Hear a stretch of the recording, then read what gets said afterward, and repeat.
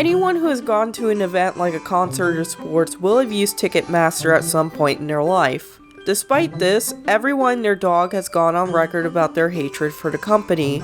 These range from the infamous fees they like to use to engaging in fraud. Chances are you're familiar with the Taylor Swift Eras controversy. Tickets for the concert sold out almost immediately, and scalpers sold the tickets at 3 times the value of the initial cost. This opened the floodgates to discourse surrounding the company's shadier practices and the dangers of being a monopoly. A while ago, I snagged myself some tickets to see both George Clanton and My Chemical Romance this year. To say that I am excited would be an understatement, especially in the case of My Chemical Romance, as they are one of my all-time favorite bands. When the tickets for My Chemical Romance went on sale, I was initially buying them for $250. However, by the time I was ready to check out, the cost jumped to $331. That is an $81 spike from what I was initially paying for. I thought to myself, well, it is My Chemical Romance, these tickets aren't going to be cheap, you know? So I made the purchase. It was canceled almost immediately. Knowing that I was short $331, I made a very important phone call. I was on the phone with a lovely caller and she explained the situation to me. Since the ticket was canceled, I had to reorder the ticket again. However, I would be refunded. So, I had to drop another $331 on these tickets, which means I spent a grand total of $662 just to see my all-time favorite band. I was refunded thankfully, and that was the end of that nightmare. Honestly, I was one of the more luckier ones. I was able to secure seats to my favorite band, and the worst I had to deal with was waiting a few business days just to get my money back. And if that's the worst I had to deal with, then I consider that to be a blessing. I have heard horror stories of people not being able to get their tickets due to the website crashing, having to fork up more money than they expected to pay, and in some cases, no refunds. The no refunds part, I do understand. I myself have gone to conventions and they have a similar policy. Except the difference between convention websites and Ticketmaster is that the website doesn't crash every 2 seconds. According to Ticketmaster, this is because the event organizers determined that. I don't know how true that is, but it does sound plausible. Again, I'm speaking from the perspective of someone who goes to conventions and not concerts. One of the main aspects as to why Ticketmaster is so hated is due to what they call convenience fees. These convenience fees are just that. You're paying for the convenience of using Ticketmaster. The problem with these fees is that they often spike the price of the initial cost of the ticket. Remember when I talked about my first experience with Ticketmaster? I paid $162 on convenience fees alone. Another personal example was when I bought tickets to see George Clanton this April. I was paying $35 for some tickets and I ended up paying $62 for it.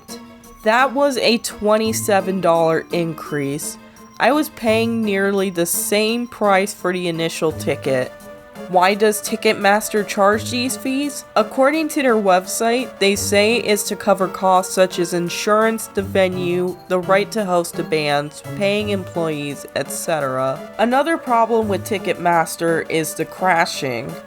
Going back to the Taylor Swift fiasco, many were placed in a digital queue only for the website to routinely crash on them. When I was ordering tickets to My Chemical Romance, I experienced crashes on the app. I assumed that the reason for it crashing was because I was using the app.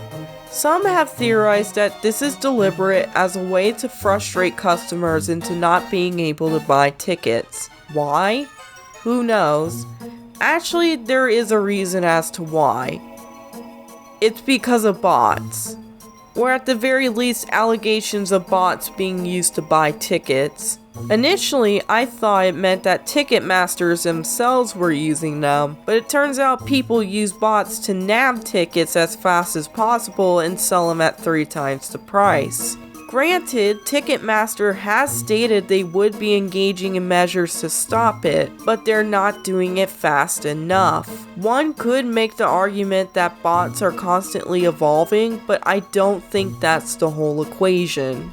And it's not like as though Ticketmaster doesn't have the funds. They are the largest distributor for event tickets.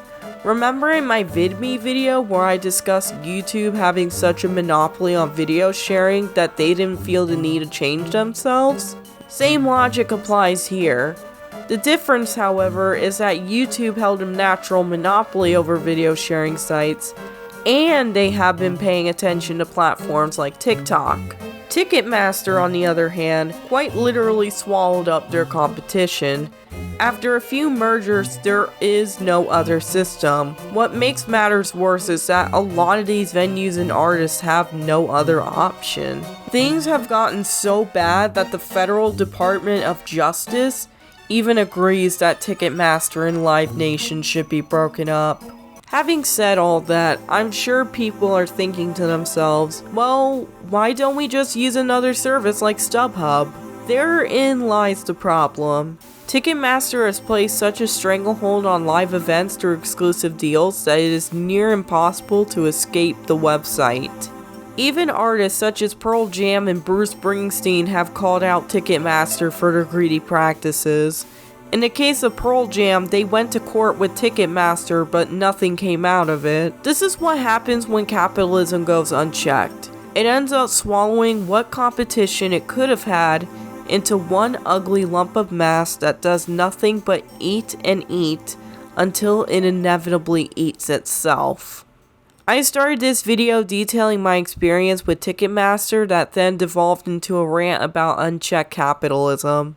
Anyways, Ticketmaster sucks.